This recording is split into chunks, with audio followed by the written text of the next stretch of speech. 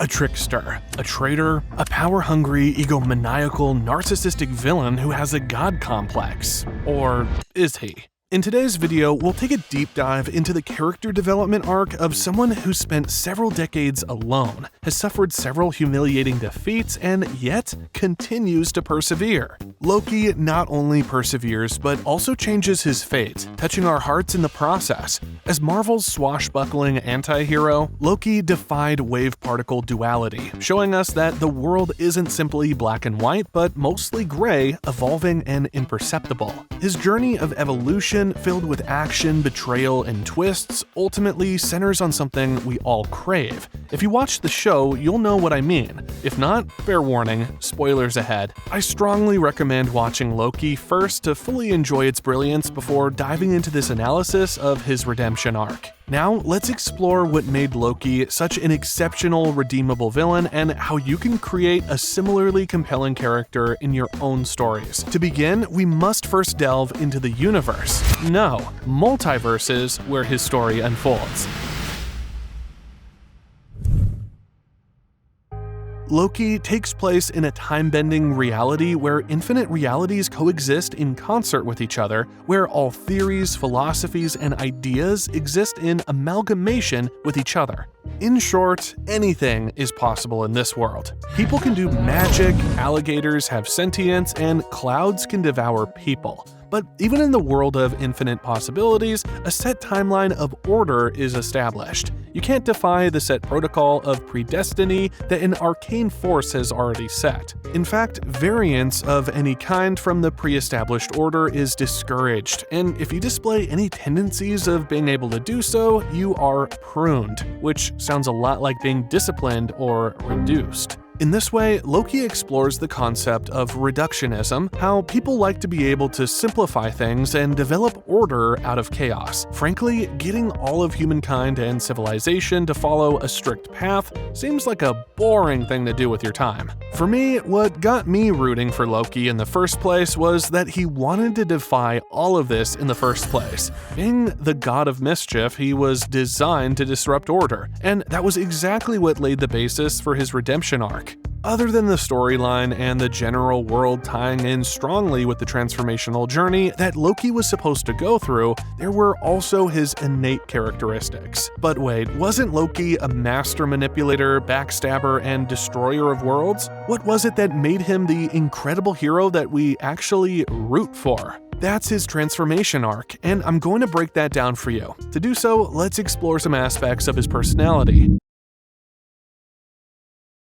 As I've mentioned before, the reason Loki's redemption arc was convincing was that we can relate to it. He has a persona that we feel relates closely to things that we all feel deep down and desire from the very core of being. So while Loki may have originally been known as a catastrophic force of pure evil and even cowardice by drawing upon these aforementioned parts of himself, he was able to evolve into the hero that he was meant to be. But what are these parts? See, the defining characteristic of all Lokis is that they are bound to fail, and because of this, they are bound to be alone. The reason Loki managed to transform himself is that his continuous loss and loneliness instilled within him a gaping hole, a vulnerability and susceptibility towards acceptance and companionship. In season 1 of Loki, there was a scene where Mobius locked Loki up in a bad memory that replayed on loop. He ends up revisiting the moment where a woman who he has wronged keeps telling him that he's going to get what he deserves, and then kicks him in the balls.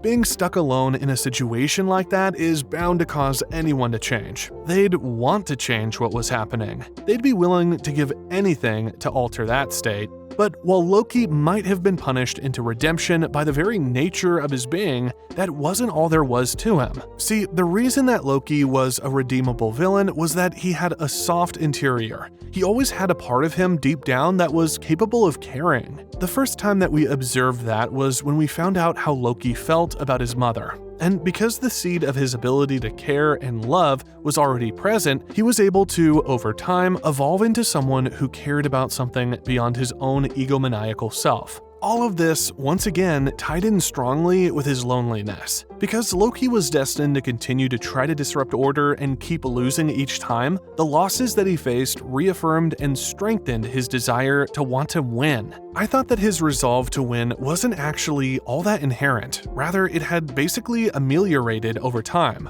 That's what happens when we face a humiliating defeat. We get angry, and we want to overpower the one who defeated us, especially if we felt that our defeat wasn't fair. That was what lay at the core of Loki's desire for kingship and dominion. He wanted to overpower those who had continued to have an unfair advantage over him. And the reason that the Avengers had an advantage over him was that the Sacred Timeline, or whatever fascist totalitarian entity it was that was governing all this, had decreed that it be so. Despite Loki's efforts, he could not win against them. The game was rigged right from the very get-go. And this was why he wanted to loom large over them. In this way, Loki's desire to be king was acquired rather than inherent. And because of that, we can safely say that he wasn't really ever a villain at heart, but rather someone who had been forced to act that way. But there is one feeling that makes Loki change. It's a feeling we all have, which started all the way back in his origin story.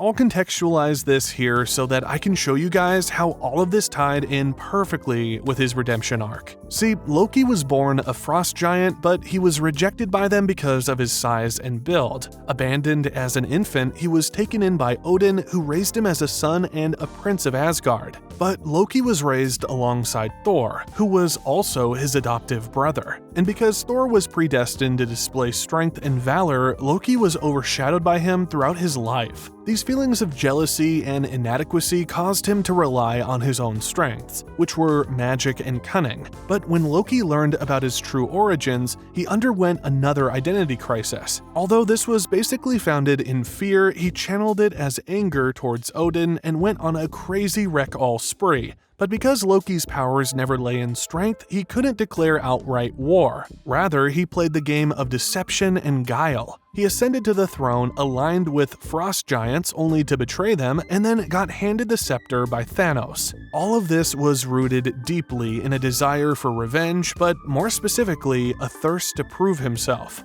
Loki had felt unworthy and overlooked his entire life, driven by a need to prove himself and restore his bruised ego. These feelings were valid and relatable, but still not the one feeling that truly elevated his redemption arc. And the catalyst feeling I'm talking about for his transformation? It was love. The one force capable of fundamentally altering motives, desires, and even identity. It was a timeless narrative, and Marvel implemented it beautifully. This guided Loki's ascension. It made him more self-aware, but we still don't know why all of this happened. A lot of people get a lot of love in their lives and are still horrible people. Why and how did it manage to touch him? The key to this lies in his motives. In my opinion, they were brilliantly played around with. In the beginning, we all knew that Loki's motives were one thing and one thing only: total, complete, unadulterated, obliterating dominion. He wanted to be king, he wanted to rule, he wanted to show the world who he really was. But as I've mentioned before, all of this was founded more in a fuck you all feeling than in real motives. And what did Loki always feel on the inside? He just wanted to belong. The beautiful thing about love is that is exactly what it gives to you. It gives a home to your soul. When Loki started to care for Sylvie, all of his motives changed, but to be honest, they didn't even change so much as they came to the surface. He was no longer concerned with acquiring external things in order to demonstrate who he was. Rather, he just wanted to exist in the same world as Sylvie. He wanted her companionship. It was the most beautiful thing that I've ever seen, and what makes it especially beautiful is that this is true. This is real. This is something that each of us feels deep down. It's an inherently human desire. What makes Loki's redemption arc so inspirational is that Marvel tilted this god towards more human aspects in order to redeem. It was as though they were trying to convince us that we too can change a lot of things in our lives simply by focusing on what matters, and all that matters is love.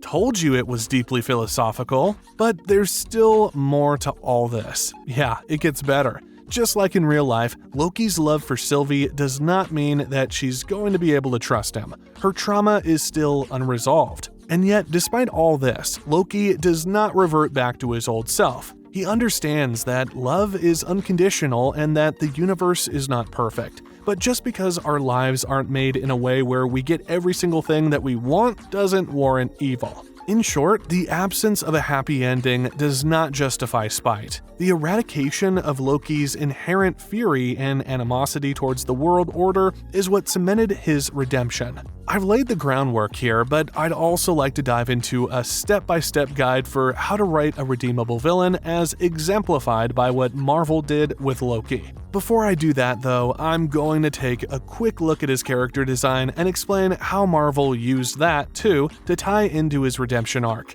This was honestly the first time that I had seen someone use character design specifically to depict a character's transformation, especially in terms of redemption, and honestly, that should have given clues to us all. There was one particular thing though that was a really amazing tip for writers especially, so I'd recommend paying close attention to this one in order to understand how you can emulate it too. When Loki first appeared, his Asgardian armor featured a dark color palette, deep green, black, and silver, emphasizing his villainous nature. The silver hinted at his royal status, but being less grand than gold, subtly conveyed his role as second best. His iconic horns symbolized his mischievous and cunning nature, but also suggested the duality within him, torn between good and evil. His dark, tousled hair and intense expressions further underscored his complexity. As Loki evolved, his design shifted. His attire became sharper, incorporating hints of gold to reflect his growing powers and transformation. This is fine Asgardian leather. In the TV show, however, Loki's regal attire was stripped away. He donned plain, unimposing clothes with variant printed on his jacket, a clear signal of his impending transformation. Stripped of control, he was forced to confront his insignificance in the multiverse and accept that he couldn't dictate his destiny. Interestingly, Loki's TV design reminded me of another character synonymous with deception and cunning, Rumpelstiltskin from Once Upon a Time. This familiarity bias likely made Loki's transformation more relatable, as we tend to connect with new ideas when they're softened through familiar ones. Marvel strategically leveraged this psychological principle, just as other shows and films have done, like Emily in Paris drawing from The Devil Wears Prada, or Bridgerton evoking echoes of Elizabeth Bennet and Mr. Darcy. Now that we've analyzed Loki's design evolution, it's time to dive into my step-by-step guide for crafting a redemption arc like his. Let's begin. So I've already mentioned the familiarity bias, and I've talked about how Loki's backstory deeply enriched his redemption arc. But that's stuff that I've already explained in my previous videos about writing various types of villains. That's just character development 101. The way to write a redeemable villain, the likes of which win over the hearts of people, is to get the universe in which they exist to act in concert with their growth and development. But I'm getting ahead of myself. Here's a step-by-step method. Step 1. Cut them from the same cloth as the universe that they're in. See, the world in which Loki exists is just like him. It's complex, it's ambiguous, it's an amalgamation of a lot, and it's unexpected, because the TV show and the movies pertaining to this are fundamentally mind and genre-bending in and of themselves. Loki's redemption actually seemed to be simpler as compared to all the rest of it. This also gave the writers a lot of room to play with the story and plotline. Rather than making the TV show strictly about Loki's redemption, they were able to inform us promptly that this was about to happen. And then they went on to make other, more exciting things happen. They continue to keep us hooked by keeping us guessing about what was going to happen, satisfying us with new concepts and further elaboration, but sticking to the core of it all was Loki's redemption. Step 2. Make their redemption philosophical. As I've said before, what makes Loki's redemption believable was that the writers managed to construct his motives, backstory, and characteristics in a manner that made them profoundly human. Loki's vulnerability, his longing to be seen, his love for his mother, his unwavering care for Sylvie, even in her absence and after her betrayal, and his eventual acceptance of life's imperfections are what truly won us over. And then we saw his true self reflected through his love for Sylvie. His loneliness, his desire for vulnerability, the way he cared, we saw it all. After this, Marvel did a brilliant job of showing us that the desire for power and dominance are basically instrumental motivations rather than intrinsic ones. This difference was so clearly demonstrated that it managed to change my perception of the true role of power, at least. I was able to see that anyone who chases power really just wants recognition and belonging. Step 3. Demonstrate seeds of change other than the primary catalyst. Although the primary catalyst for Loki's transformation was the enchantress, Sylvie, we also saw that he deeply loved and revered his mother. And when he found out that he was destined to kill her, we watched him grow visibly perturbed. While this element of care didn't loom large enough for it to dominate the plotline, it certainly went a long way in showing us that Loki did have inherent goodness in his heart, and that his narcissism had boundaries. By containing his egomania in this manner, the writers were able to convince us of his ability to change. Step 4. Establish ambiguity to combat narcissism. At the core of egomaniacal people is the desire to influence and control. Because of this, quickly giving Loki a happy ending with Sylvie wasn't going to be convincing enough for any of us. Having spent his whole life trying to control and dominate out of a feeling of spite, it seemed only fitting that the way to destroy his ego would be to get him to come face to face with uncertainty and accept it.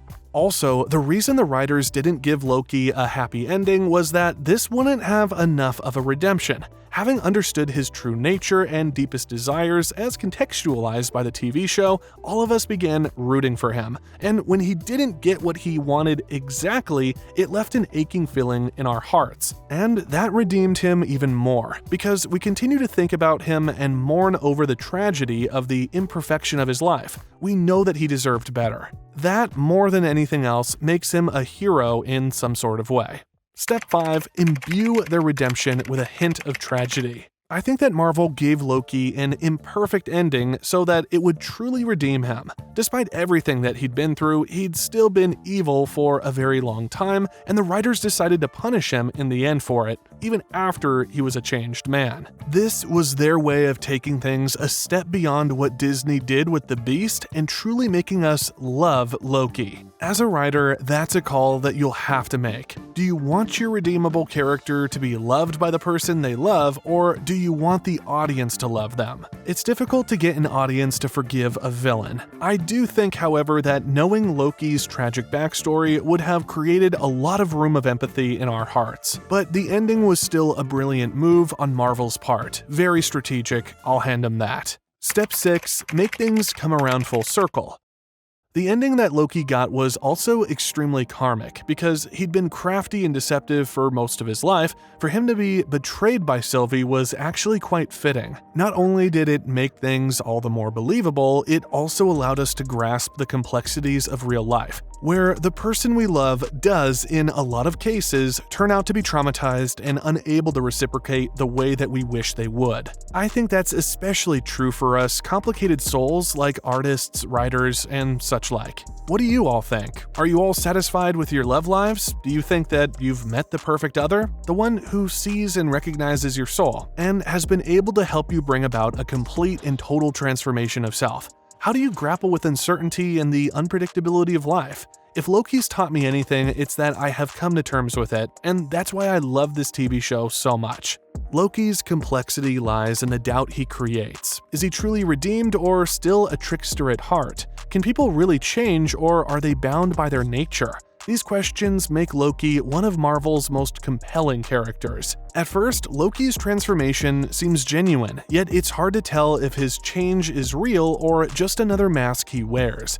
Can someone so manipulative and self-serving truly turn a corner, or is it wishful thinking? This ambiguity is what makes Loki's redemption arc unique. His growth isn't linear or clean. He confronts his flaws but doesn't fully shed his old ways, leaving us questioning whether his transformation is genuine. Ultimately, Loki's redemption is about growth, not perfection. He doesn't become a flawless hero or erase his past, but evolves, becoming more empathetic and self-aware. His journey reflects real-life change, messy, imperfect, but still meaningful. I'd love to hear what you all thought of this though. What are your opinions? Please drop them in the comments. And as always, please don't forget to like and share this video with your friends. If you'd like to keep getting updates about my take on how to write villains and sometimes even protagonists, please subscribe to my channel. Until the next one, guys, see you all.